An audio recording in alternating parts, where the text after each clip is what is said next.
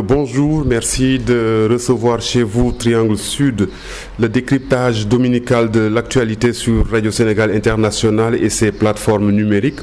Au micro, Khali Amadou Narfal, j'ai le plaisir de recevoir le coordonnateur de l'association des unions maraîchères des Niayes, Mamadou Ndiaye. Bonjour et merci d'avoir accepté mon invitation.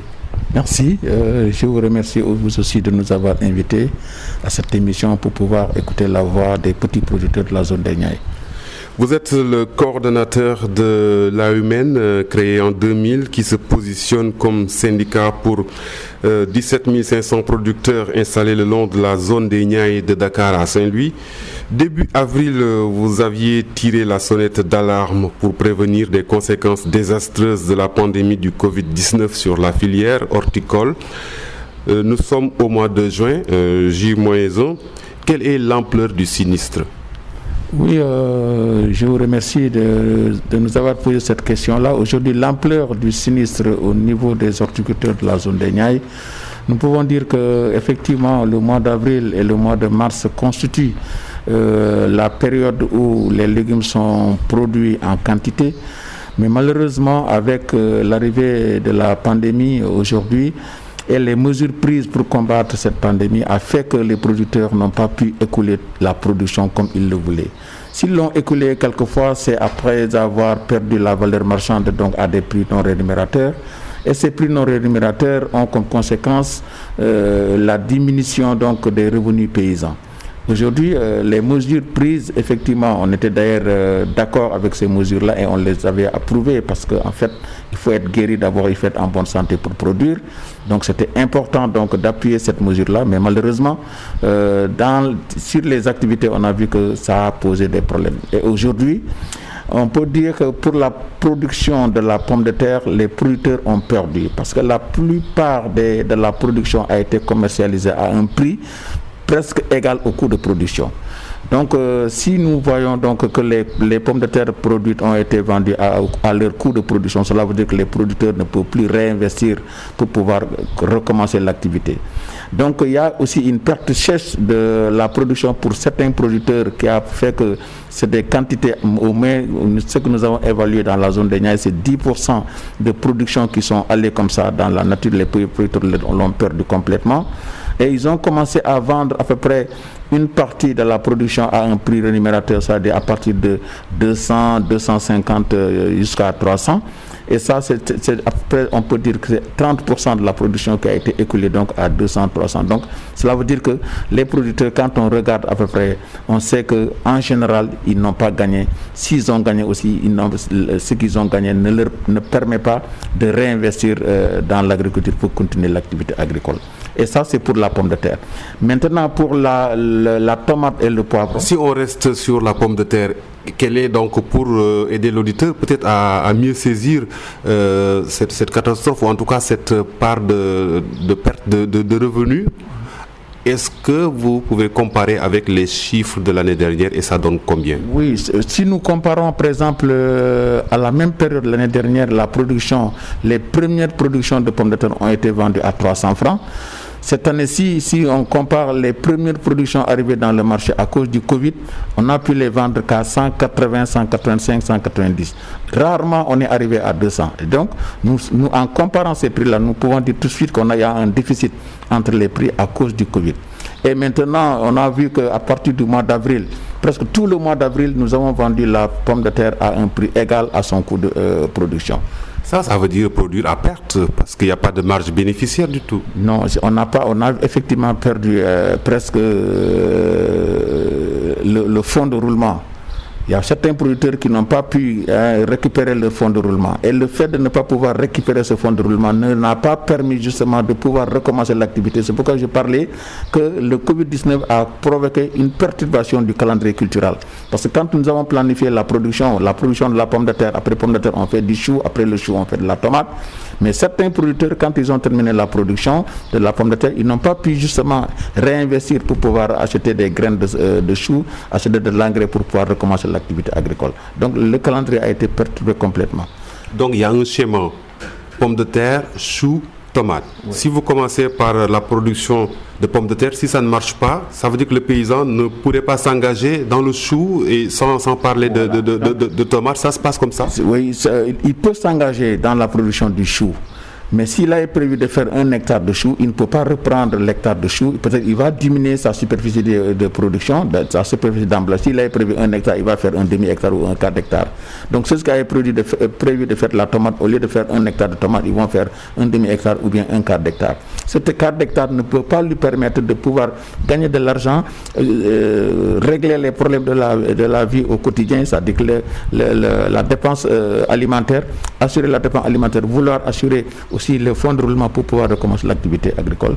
Donc c'est un manque à gagner consistant qui est là, qui fait qu'aujourd'hui les producteurs sont déficitaires.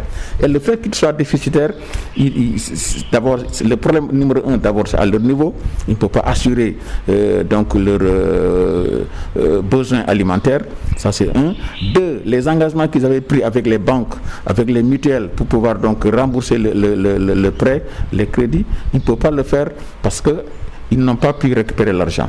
Et le fait de ne pas pouvoir récupérer l'argent, ce que ça fait, au bout du compte, c'est que les producteurs ne peuvent pas accéder au financement prochain pour pouvoir recommencer l'activité. Et ça, c'est pas bon pour la production, parce qu'en fait, le producteur va perdre, mais le Sénégal va perdre. Parce qu'en fait, la zone des Niayes, les producteurs aujourd'hui, c'est des producteurs qui font de la tomate, qui font du chou, qui font de la carotte, qui font du navet, qui font le piment, qui font le poivron. Tout ça ensemble fait qu'aujourd'hui, ils contribuent d'une manière significative à la sécurité alimentaire, à l'alimentation de valeur. Parce qu'en fait, les légumes, c'est des légumes qui ont quand même de la valeur, c'est des vitamines C, et ça, c'est important dans la valeur nutritionnelle des Sénégalais. Est-ce qu'il y a un chiffre pour illustrer tout cela? Par exemple, quelle est la part de la zone des Niayes dans, par exemple, la sécurité alimentaire, la couverture alimentaire concernant, par exemple, les légumes et peut-être les fruits pour le Sénégal? On dit qu'aujourd'hui, dans la zone des Niayes, nous avons dit que, et ça c'est la direction de l'horticulture d'ailleurs qui le dit, aujourd'hui on sait que 80% de la production de l'exportation des légumes et des fruits proviennent de la zone des Niayes. 60% de la production des légumes consommés au Sénégal aussi sont produits dans la zone des Niayes. Donc cette valeur-là, elle est importante d'une manière économique, mais elle est importante aussi d'une manière sociale. Donc nous contribuons aujourd'hui à assurer cette sécurité alimentaire, nous contribuons aujourd'hui à équilibrer la balance commerciale, parce que la production aujourd'hui de l'oignon, la production de la pomme de terre, ensemble fait que aujourd'hui l'oignon qui était importé et la pomme de terre qui était importée, désormais n'est pas importée au moins sur 8 mois. Donc si le Sénégal assure aujourd'hui sa propre consommation pendant 8 mois, on est sûr qu'on est en train de contribuer à l'équilibre de la balance commerciale, mais on est sûr aussi de pouvoir contribuer à l'alimentation locale de notre population. Et ça, c'est important. Et donc faire en sorte aujourd'hui de préserver cette zone de Niayes, de faire en sorte que les producteurs puissent continuer la production des légumes dans la zone de Niayes, c'est important pour aujourd'hui que le Sénégal soit autosuffisant. C'est important que le Sénégal puisse prendre sa propre nourriture en charge. Au lieu d'importer de l'oignon, au lieu d'importer de la pomme de terre, que la production locale puisse alimenter d'une manière continue d'une manière continue à satisfaire le marché sénégalais, donc les consommateurs. Quelle est la part qui est destinée à l'exportation? On se souvient, beaucoup de camions qui sortaient de Mboro, par exemple, passaient par Tivaouane pour aller en Mauritanie. Est-ce que la zone des Niayes participe aussi à l'exportation de produits horticoles vers les pays voisins? Surtout pour la Mauritanie, nous savons qu'aujourd'hui, il y a beaucoup de productions qui vont vers la Mauritanie, particulièrement la production de choux. Les Mauritaniens demandent beaucoup de choux sénégalais. Mais aussi, nous avons noté ces dernières années que la Gambie aussi vient chercher beaucoup de pommes de terre et de poivrons. Et donc tout ceci maintenant c'est encore dans l'informel. Le gouvernement sénégalais doit faire en sorte aujourd'hui qu'on puisse évaluer justement quelle est la quantité aujourd'hui qui va en Mauritanie, quelle est la quantité qui va en choux, en pommes de terre vers la Gambie et vers les autres pays frontaliers. Parce que ça on ne le sait pas, il n'y a pas de statistiques. Non, il n'y a pas de statistiques régulières. Il y a des statistiques quand même qui sont là, mais qui sont là par moment et en d'autres moments on ne peut pas évaluer ça. Je sais que la direction de la production des végétaux à travers ces postes frontaliers suivait l'exportation l'exportation du chou vers la Mauritanie. Mais quand on regarde un peu les statistiques pendant des années, on voit qu'il y a des moments où on ne peut pas avoir des chiffres. Mais si on a des chiffres, on n'a pas de chiffres sur tous les postes frontaliers. Et ça, c'est un problème. Aujourd'hui, le Sénégal doit savoir aujourd'hui quelle est la quantité d'oignons, quelle est la quantité de pommes de terre qui est produite au Sénégal, mais aussi doit savoir quelle est la quantité d'oignons et de pommes de terre qui sont allés vers d'autres pays. Parce que les statistiques sont importants car c'est un outil de décision qui peut aider à prendre des décisions correctes, qui peut aider à faire en sorte qu'aujourd'hui nous puissions dire ok, nous sommes autosuffisants en oignons ou bien nous sommes autosuffisants en pommes de terre. Et ça, c'est important. Et jusque-là, on n'a pas de statistiques quand même, je ne dis pas fiables, mais on n'a pas de statistiques stables, régulières sur le terrain, et ça pose problème. Je pense que le projet PADEN avait appuyé la direction de l'horticulture jusqu'à ce qu'on puisse aujourd'hui identifier les 15 communes de la zone des Niayes, qui aujourd'hui, dans les 15 communes, on a dénombré, recensé le nombre de sites qui font des légumes, le nombre de sites qui font des légumes et des fruits, le nombre de sites qui font seulement des fruits. Et ça, c'est important, c'est donner la direction de l'horticulture possède ça. Il faut juste renforcer les moyens pour permettre aujourd'hui à cette direction-là de poursuivre l'échantillonnage, de poursuivre aujourd'hui la pose de carré de rendement pour quand même à chaque fois évaluer et donner des chiffres qui peuvent aujourd'hui contribuer à estimer la production, donc à faire en sorte qu'on puisse satisfaire la demande au Sénégal. Alors, Mamadou Ndiaye, quand un maraîcher s'engage dans une production et qu'il n'arrive pas à faire des bénéfices, donc pour honorer ses engagements bancaires, qu'est-ce qui se passe?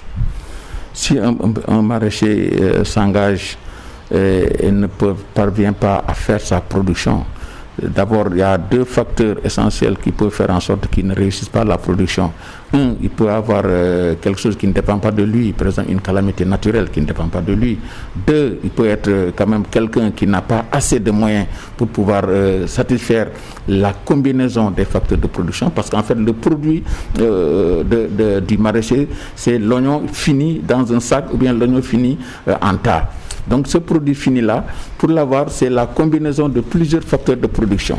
Donc il faut avoir les moyens d'acheter de l'engrais, il faut avoir les moyens d'acheter de gasoil pour pouvoir sortir de l'eau, il faut avoir les moyens de distribuer l'eau, il faut avoir les moyens d'entretenir la culture, il faut avoir les moyens de traiter quand il le faut, de désherber quand il le faut. Et donc s'il y a un manque dans l'exécution de tous ces éléments-là, effectivement, il faut faire en sorte que le rendement va baisser. Quand le rendement va baisser, donc les revenus paysans vont baisser. Quand les revenus paysans vont baisser, il y a une perte. Quand il y a une perte, le producteur ne peut pas continuer sa production.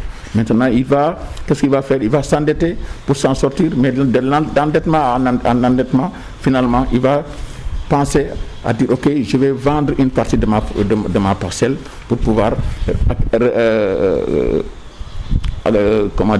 investir, acheter des motopompes ou bien faire un mini forage pour pouvoir commencer encore l'activité de production. Est-ce que en ce moment de pleine crise de Covid-19, est-ce que vous travaillez sur les statistiques pour évaluer l'état réel du sinistre sur les producteurs? Oui, on est en train justement d'évaluer un peu les méfaits de la Covid-19 sur la production maraîchère. On n'a pas encore terminé. On est d'ailleurs limité un peu parce qu'avec le contrôle sur la route, avec quand même la limitation des déplacements, nous ne pouvons pas aujourd'hui se déplacer à travers tous les départements, toutes les régions, dans tous les villages de la zone des Niayes, parce qu'en fait l'association des juniors maraîchers des Niayes couvre toute la zone des Niayes de Dakar à Saint-Louis. Donc aujourd'hui, il faut qu'on aille rencontrer les producteurs, discuter avec eux sur quels sont les problèmes aujourd'hui qu'ils ont, quelles sont les difficultés et quelles propositions ils pourraient faire pour qu'on puisse les aider, on puisse les conseiller à sortir de la situation. On est en train de faire cette évaluation, on n'a pas encore fini, mais nous pensons que quand on va finir l'évaluation, on pourra sortir un document qui pourra faire des propositions, qui fera faire aussi un état des lieux et les principaux, disons, problèmes que nous avons rencontrés vont être mentionnés et des propositions concrètes vont pouvoir être faites. Justement, parlant de propositions, est-ce que votre appel au gouvernement pour acheter et redistribuer les légumes au titre de l'aide alimentaire a été entendu et est-ce que ça a été suivi d'effet? Non, bon, de toute façon, nous ne pouvons pas dire que ça a été entendu. Nous ne pouvons pas dire que ça n'a pas été entendu. Parce qu'en fait, c'est depuis le mois de mars, quand le président a déclaré donc le couvre-feu et aujourd'hui l'état d'urgence en limitant le déplacement par l'interdiction des cars urbains, ainsi de suite, ça a fait qu'aujourd'hui que les producteurs n'ont pas pu commercialiser. Bon, ça a un impact direct sur les producteurs.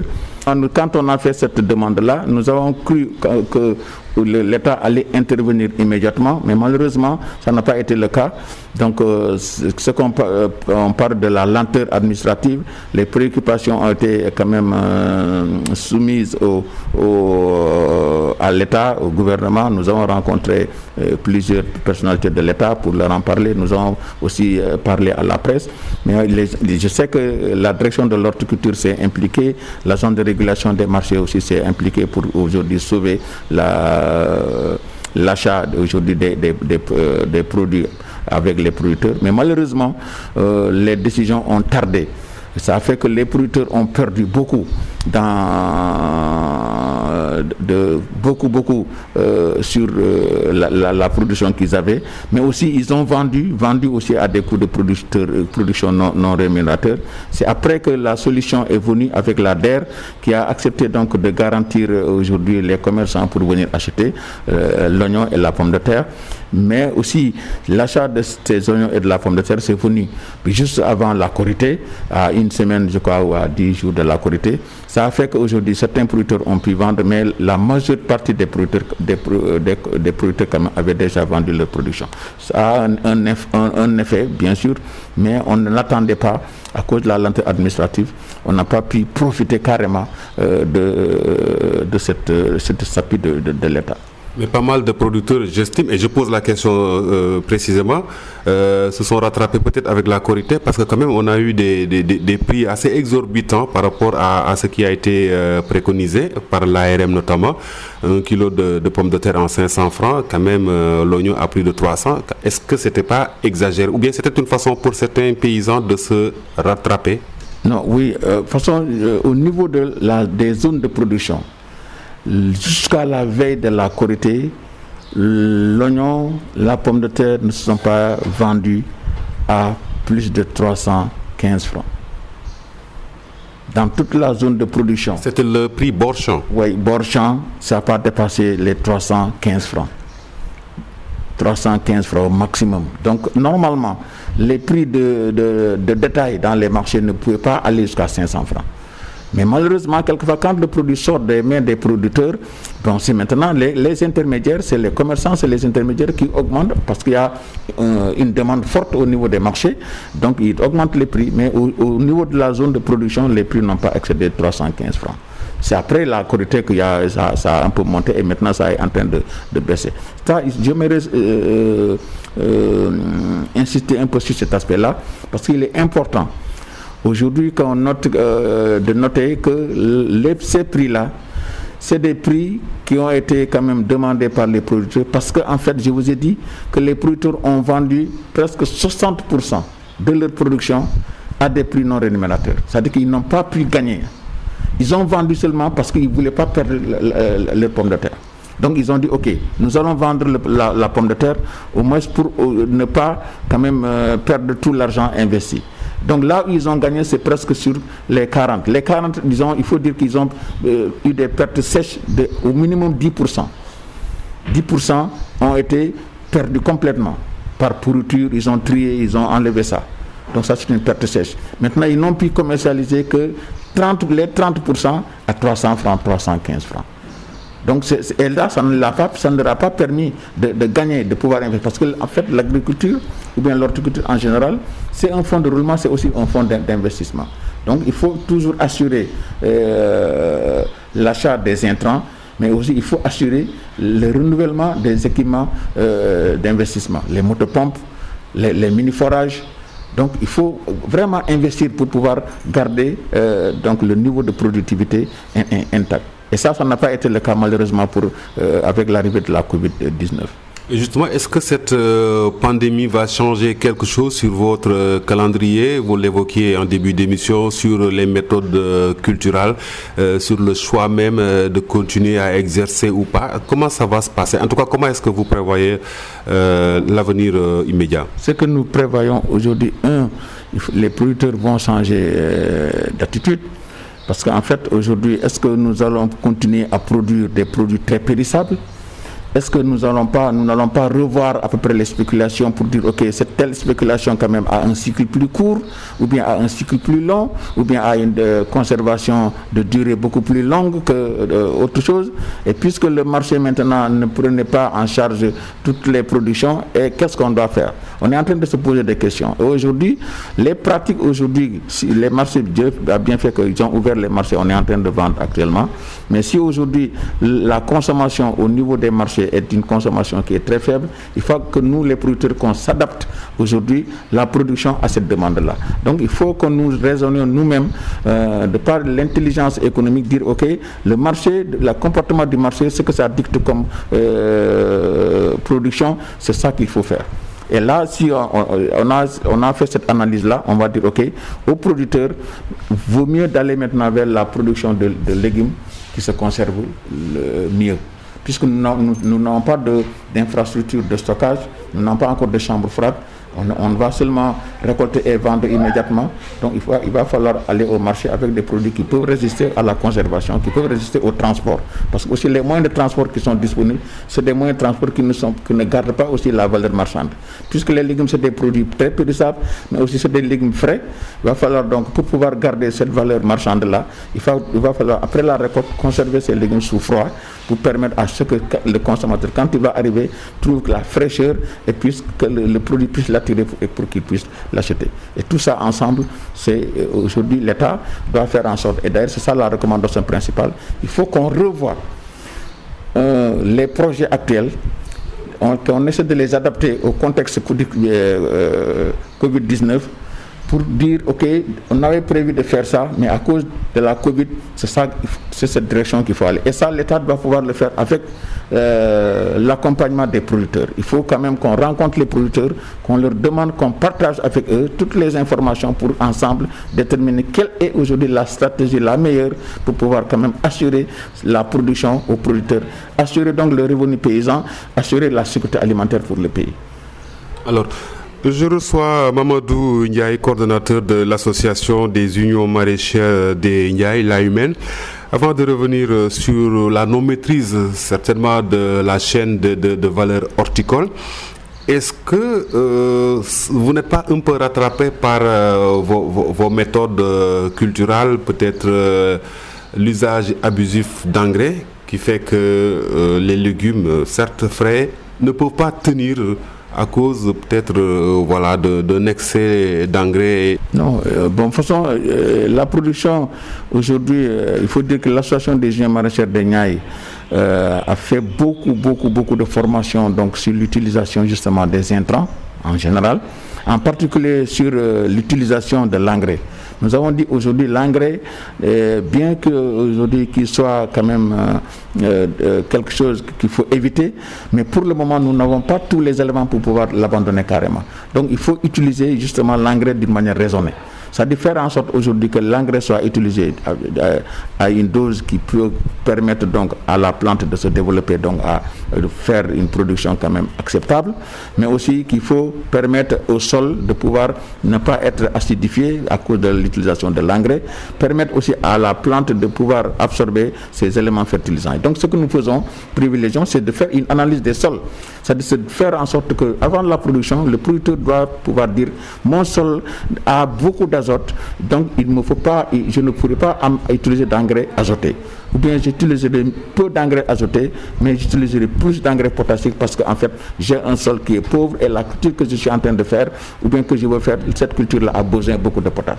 Donc si nous avons fait cette analyse de sol, si aujourd'hui nous calquons donc notre apport d'engrais, notre fertilisation sur la base des résultats d'analyse, je pense que nous contribuons à la conservation de la fertilité du sol, mais nous conservons aussi à la préservation du sol pour empêcher quand même une acidification rapide du sol, mais en plus faire en sorte qu'on puisse atteindre le potentiel de production des espèces ou bien le potentiel de production des variétés, que ce soit le chou, que ce soit de l'oignon. Donc c'est important aujourd'hui parce qu'en fait on a dit aujourd'hui à l'AIMN, il faut qu'on aille vers une agriculture durable et saine. Et surtout vers l'agroécologie. Vous ne semblez pas emprunter la voie de cette transition-là? Oui, nous sommes d'ailleurs en partenariat avec la fondation Javova, qui est une fondation aujourd'hui qui nous appuie à faire un projet qu'on a appelé projet de transition vers l'agroécologie. Donc ce projet d'agroécologie, donc nous sommes en train donc de faire des formations, des sensibilisations, des informations. Nous sommes en train de faire des recherches sur aujourd'hui quels sont les différents produits organiques qui peuvent aujourd'hui contribuer à améliorer la fertilité du sol. Quels sont les produits biofertilisants qui peuvent contribuer à lutter contre les ennemis de culture sans pour autant perturber l'environnement. Et donc nous sommes conscients aujourd'hui que l'avenir de demain, c'est aller vers l'agroécologie. Donc faire en sorte que nous préservons notre ressource, faire en sorte que nous préservons notre santé, faire en sorte aujourd'hui que nous préservons d'une manière générale l'environnement pour assurer justement aux consommateurs une production de qualité. Et ça, c'est ça l'avenir. C'est pourquoi nous sommes en train de former les producteurs, nous sommes en train de les sensibiliser et nous sommes conscients aujourd'hui qu'il faut aller vers ça. Et c'est ça aujourd'hui qui est la solution durable qu'il faut. Mamadou Ndiaye, est-ce que vous comprenez la frustration des Sénégalais, par exemple, quand certains font le marché une fois ou deux fois dans le mois, ils achètent leurs légumes et puis au bout de 2-3 jours, ils voient les légumes dépérir, pourrir ou perdre du poids, etc. Certainement, je peux supposer que c'est l'effet des pesticides et des engrais, je ne sais pas. Mais comment expliquer quand même cela, ce manque de qualité quand même qui est vraiment notable dans certains produits maraîchers? Oui, bon, de toute façon, ça, je pense que l'association des jeunes maraîchers de Niayes est très consciente de ça. Et nous avons tout de suite pris des mesures. Je vous ai dit tantôt qu'on a formé beaucoup de gens, nos producteurs. Et même on est allé plus loin, on a élaboré un projet qu'on avait intitulé projet de compétitive de production durable du chou. Et donc dans ce cas, dans le cadre de ce projet-là, on avait ciblé 3 volets, 3 composantes. La première composante, c'était la composante de production. Et dans la composante de production, nous avions dit donc il faut que les gens utilisent des semences de qualité, il faut que les gens utilisent des produits chimiques moins et utiliser plus de produits biologiques. Donc il faut alterner cette production-là. Mais on a dit aussi il faut qu'on arrive aujourd'hui à faire en sorte que les gens puissent utiliser, même quand ils font le traitement, que l'appareil de traitement soit quand même un appareil équilibré, que ce soit un appareil quand même qui puisse permettre une bonne distribution du produit sur le végétal. Ça, c'était le premier volet, volet production. Le deuxième volet, c'était donc la commercialisation. Donc faire en sorte aujourd'hui que le produit soit bien représenté, bien emballé et qu'on puisse assurer aux consommateurs un produit de qualité. L'autre composante, c'était le recherche-développement. Nous avons dit que nous ne pouvons pas aujourd'hui faire en sorte aujourd'hui que le maraîchage se développe sans une recherche forte. Et on a dit donc qu'il était important, puisque le chou était un produit qui était très très attaqué, donc il va falloir donc former non seulement les gens, mais aussi les informer sur toutes les possibilités qu'on peut avoir en utilisant les solutions de recherche. Et on a dit il faut déterminer d'abord, pour éviter toujours de traiter, il faut déterminer les périodes de pullulation de la teigne du chou, qui était un insecte qui ravage le chou d'une manière terrible et qui faisait en sorte que les producteurs utilisaient très souvent des produits pour lutter contre. On a dit qu'il est important de connaître quelles sont les périodes de pullulation de cet insecte-là et de pouvoir de proposer aux producteurs de cultiver le chou pendant les périodes où il n'y a pas la pullulation.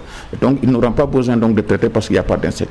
Et même s'il y a insecte, il faut qu'ils alternent un insecticide chimique avec un insecticide biologique. Donc ça, on a eu de très bons résultats. Et avant, on avait fait des analyses sur la production.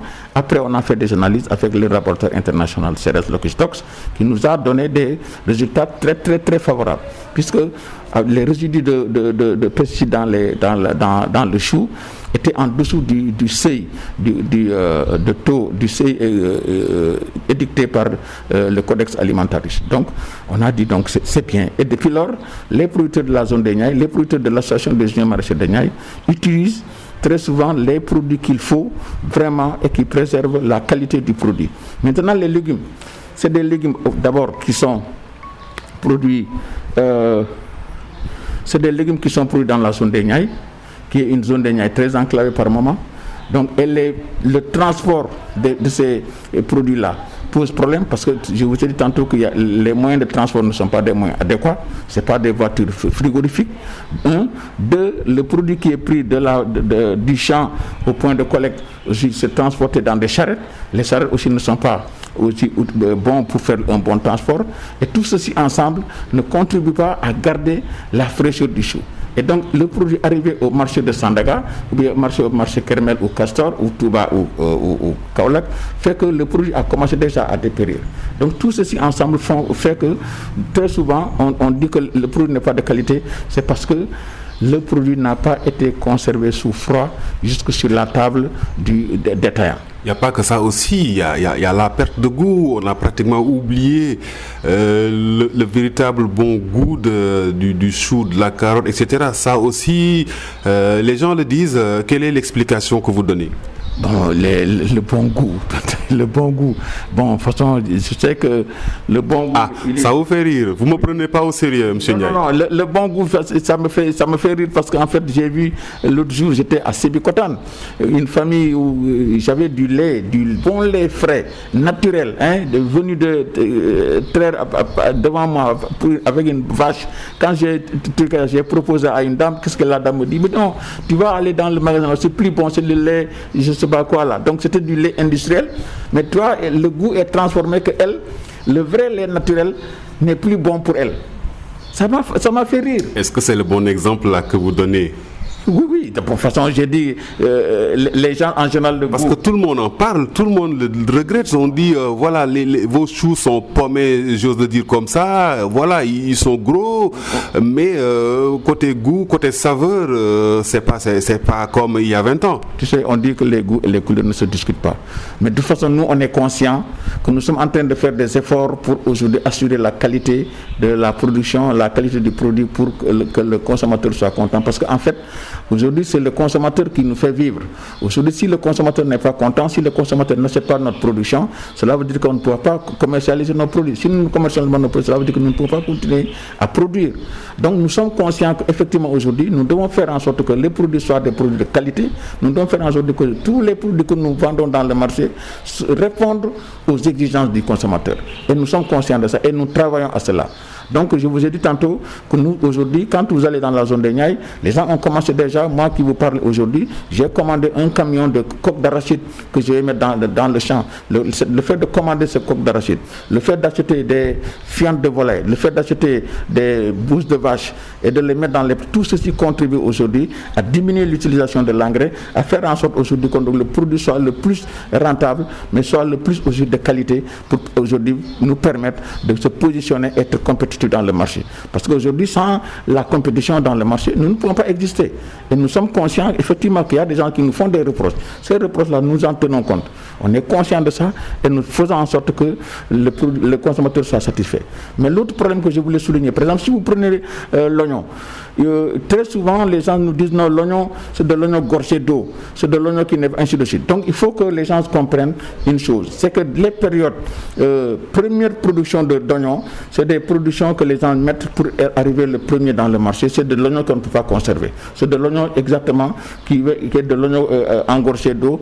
En ce moment, tu ne peux pas avoir de l'oignon qui est sec comme maintenant. L'autre aspect qu'il y a, c'est qu'il y a deux types d'oignons. Il y a une variété d'oignons que l'on appelle l'oignon rouge d'Amposta. Cette variété d'oignons que l'on produit en hivernage, cet oignon aussi ne peut pas être complètement séché. C'est de l'oignon qui est toujours engorgé d'eau. Ça, si on fait face à ces deux productions-là, on ne peut pas dire que ce n'est pas de qualité, c'est parce que la nature de l'oignon, c'est ça, la nature physiologique de cet oignon-là. Et cet oignon a été introduit par le Sénégal parce qu'en fait, la production d'oignon était très limitée dans le temps. C'est-à-dire qu'au-delà du mois de juin, on ne peut pas produire de l'oignon. Mais on a fait venir cette variété-là pour étaler la production, permettre aux gens de produire jusqu'au mois de septembre. Et donc cet oignon-là, quand on le récolte, il faut le consommer immédiatement. Si on ne le consomme pas, ça pose problème. Alors pourquoi, est-ce que, si je formule autrement la question, si le débat se pose durablement, c'est parce que les producteurs ne maîtrisent pas ou n'interviennent pas dans tous les maillons de la chaîne de valeur. Parce que vous faites votre production, mais par exemple le conditionnement il fait l'objet d'un débat. Les consommateurs indiquent leur insatisfaction, sans compter donc la mise en marché. Or, l'objectif, la finalité, c'est de satisfaire donc le client. Est-ce que vous allez intervenir à tous les niveaux de la chaîne ou pas? Vous allez juste vous contenter de récolter et de vendre? Non, on est obligé de tenir compte de la demande. En fait, nous, on est bien sûr des producteurs au service des consommateurs. C'est-à-dire que nous ne pouvons pas ignorer la demande des consommateurs. Donc aujourd'hui, si vous regardez l'oignon et la pomme de terre, avant, on vendait l'oignon et la pomme de terre dans des sacs de 50 kg, dans des sacs de 40 kg. Mais aujourd'hui, vous allez dans les zones de production, on est en train aujourd'hui de conditionner l'oignon dans des sacs de 25 kg. Donc petit à petit, nous sommes en train d'améliorer donc les emballages. Et ce qui est sûr, nous allons continuer à le faire pour toutes les spéculations. Aujourd'hui, nous sommes en train de réfléchir comment commercialiser de la carotte dans des cajots ou bien dans des sacs plastiques. Donc de 5 kg ou bien de 10 kg. Ça aussi, c'est petit à petit qu'on est en train de nous organiser, qu'on est en train de former et de sensibiliser les gens pour répondre justement à la demande des consommateurs. Et donc, nous sommes conscients de ça. Nous sommes conscients qu'aujourd'hui, il faut améliorer le conditionnement. Nous sommes conscients aujourd'hui qu'il faut rendre le produit disponible. Nous sommes conscients que le produit doit être de qualité. Et donc ça, ces éléments-là, c'est des exigences que les producteurs sont en train de faire un effort pour pouvoir changer. Mais aussi, à cela, l'État appuie les organisations à pouvoir satisfaire ces trucs-là. Donc maintenant, c'est à nous de continuer à améliorer la productivité, aussi d'améliorer le conditionnement, d'améliorer aussi le marketing de nos produits, faire en sorte qu'aujourd'hui, qu'on puisse vendre aussi bien à l'interne qu'à l'externe. Oui, parce que ça semble être une voie obligée. Si vous prenez l'exemple de la pomme de terre, Sénéguindia ne fait pas forcément une meilleure pomme de terre que vous, mais le fait qu'elle dispose de chambres froides et donc qu'elle peut jouer sur l'offre et la demande, etc., ça fait la différence. Pourquoi vous faites la qualité dans une certaine mesure, mais ça ne peut pas être durable ou bien dans la présentation, ça pose problème? Oui, bon, il faut revoir la réglementation ou bien elle n'existe pas. Parce que la question, elle est très simple. Hein. On voit un sac d'oignons, donc le produit n'est pas calibré, on y trouve tout et son contraire. La présentation laisse à désirer. Vraiment, le consommateur, vous vous en rendez compte avec le rush vers les supermarchés, a besoin quand même d'avoir des produits de qualité, même si on promeut le label local. Oui, bon, nous, on est vraiment conscients de ça. Et nous sommes en train de faire un effort terrible pour justement pouvoir améliorer cette présentation du produit. Donc il faut noter que les gens très souvent nous comparent avec Sénéindia, mais Sénéindia est un agrobusiness qui a l'appui du gouvernement. Aujourd'hui, normalement, le gouvernement appuie d'abord ses propres fils. Nous, c'est pas le cas. L'État nous appuie dans la subvention de l'engrais, dans la subvention des semences de pommes de terre. Et puis c'est terminé. Et la subvention de l'engrais, il faut dire que si nous avons besoin de 100 kg d'engrais, ce que l'État nous subventionne, ça fait presque 15-20%. Donc les 70% sont assurés par les producteurs. Donc pour l'engrais. Tout le reste là, le gasoil et tout le reste, c'est les producteurs qui l'assurent. Bon, maintenant, si vous prenez Sénéindia, qui produit peut-être sur 2000 hectares, mais les 2000 hectares, Sénéindia utilise l'eau du lac de Guiers. Cette eau du lac de Guiers, si vous irriguez 1000 hectares à 60 mètres cubes jour, c'est 60 000 mètres cubes jour. Pour 1000 hectares, ça fait combien de millions de litres d'eau consommée par truc et qui est donc presque donnée gratuitement. Les terres à Sénéindia, les exonérations qui sont faites à Sénéindia. Donc aujourd'hui, nous n'avons pas cette exonération. L'exonération que nous avons, c'est la subvention seulement de comment dirais-je, sur l'engrais et les semences de pommes de terre. L'oignon n'est pas subventionné, la carotte n'est pas subventionnée, le chou n'est pas subventionné, la tomate non plus, et tous les autres avec. Donc vous voyez, et c'est important. Parce que très souvent les gens ont l'habitude de nous comparer avec ces trucs, mais ce que les Sénégalais, les producteurs de la zone des Niayes font aujourd'hui, c'est l'oignon, c'est la pomme de terre, c'est la carotte, c'est le chou, c'est la tomate, c'est le navet, c'est le poivron. Donc dans la zone des Niayes, donc c'est tous les légumes dans toute leur diversité. Donc si nous finissons la production de l'oignon et de la pomme de terre, nous sommes dans la carotte, nous sommes dans le chou, nous sommes dans autre chose. Mais Sénéindia n'est que dans la pomme de terre. Et donc, peut-être elle fait un peu comment dirais-je, un peu d'oignon, mais elle ne fait pas les autres spéculations. Puisqu'elle ne fait pas les autres, il faut qu'aujourd'hui, d'ailleurs, et c'est la principale leçon que moi j'ai commencé à retenir, et nous devons attirer l'attention de l'État là-dessus, c'est qu'aujourd'hui, si nous ne faisons pas attention, les petits producteurs vont disparaître, parce qu'en fait, ils n'ont pas pu gagner beaucoup d'argent avec leur campagne de production et d'oignons, de première production. Et donc, le fait de perdre la première production, ce que ça va faire pour eux, donc, c'est qu'ils ne vont pas gagner de l'argent. S'ils n'ont pas gagné de l'argent, pour recommencer l'activité de production va être un problème. Si c'est un problème pour eux, donc, ils risquent de disparaître. Et la disparition, ce que ça va faire sur le marché, c'est que nous risquons de perdre les poivrons, les melons, pas les melons, les poivrons, la tomate, le navet, le piment, le yahuto. Donc tous ces trucs d'autres légumes qui sont produits et assurés par la production nationale va être donc éliminé, sinon donc diminué. Et ça, ce que ça va faire, ça va nous exposer donc à l'importation. Et donc le fait de nous exposer à l'importation, ce que ça va faire la promotion des agrobusiness. Donc la promotion des agrobusiness va faire en sorte que les producteurs vont disparaître, les petits producteurs vont disparaître des Sénégalais. Et ça, la disparition des Sénégalais, ce que ça va accentuer la pauvreté, assurer donc l'exode rural vers les zones urbaines, et ça va poser des problèmes.